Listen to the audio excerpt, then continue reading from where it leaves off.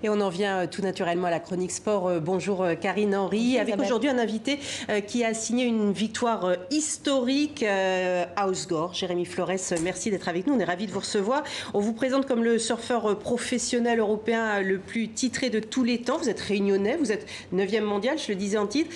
Vous êtes un peu le Kelly Slater à la française, ça vous plaît d'être comparé à lui ? Une légende, ouais, c'est toujours flattant, c'est sûr, mais on va dire que je le fais à ma manière, à la française, et j'ai eu beaucoup de hauts débats, et de gagner là, il y a quelques semaines le Quicksilver Pro France en France devant tout le public français, c'était vraiment quelque chose de spécial et une immense fierté. Justement à Hossegor. Hein, oui, justement, vous êtes le premier Français, même mieux le premier Européen à remporter cette étape du championnat mondial. Vous avez 31 ans. Est-ce que pour vous c'est le Graal cette victoire? Oui, c'est le Graal parce que en fait j'ai passé plusieurs années à vraiment galérer sur cette épreuve, on va dire à la maison devant mon public où ça a toujours été, j'ai toujours vécu les cauchemars sur cette épreuve et là je gagne la compétition. Je peux dire qu'après cette victoire je peux me reposer, quoi. Alors justement, vous dites que vous avez gagné de la maturité dernièrement, vous venez d'être papa il y a un an d'une petite fille. Est-ce que ça vous a changé justement dans votre manière d'aborder les compétitions et puis le surf de manière générale? Oui, bien sûr, mes priorités sont complètement différentes depuis que je suis devenu papa. Je passe beaucoup moins de temps à l'eau à m'entraîner, mais j'ai toujours la même passion pour le surf. Mais c'est vrai que ma priorité maintenant est d'être un bon père et avec tous les voyages et tout ça, c'est quand même compliqué, c'est une vie de dingue. Mais voilà, j'essaie de faire la part des choses, trouver un bon équilibre et surtout voilà, bien représenter dans le surf et bien représenter la famille aussi. Mais justement, d'être papa, est-ce que ça vous a donné une force supplémentaire? Cette victoire, elle serait venue peut-être différemment?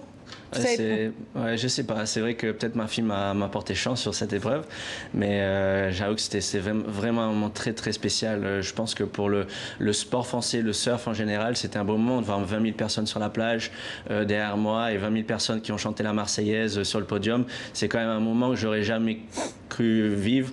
Du coup, c'est beau. C'est pour ça qu'on aime le sport et je suis vraiment...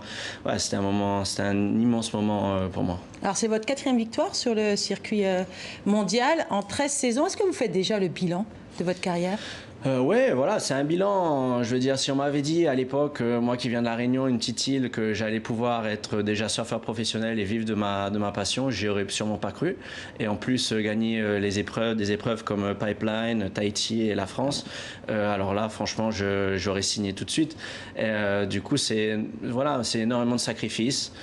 C'est un sport magnifique et voilà, je pense que c'est bien que les Français connaissent ce sport un peu plus et je pense qu'en gagnant cette épreuve en France, ça a ouvert un peu l'image un peu du sport professionnel, quoi. Et double bonheur, ça vous qualifie aussi pour les Jeux Olympiques à Tokyo l'année prochaine où le surf va faire son entrée. Ça représente quoi pour vous les JO? Ouais, c'est tout nouveau en fait, le surf aux Jeux Olympiques. C'est une immense fierté de pouvoir représenter son pays, représenter son île aux Jeux Olympiques. C'était une longue année, c'est tout nouveau pour nous, ça va être une expérience de dingue parce qu'on n'a pas vraiment l'habitude de ça. Le surf, c'est un sport solitaire où on voyage énormément, on a un tour professionnel. Et là, de surfer pour l'équipe de France et être aux côtés de tous ces grands sportifs français, ça va être magique.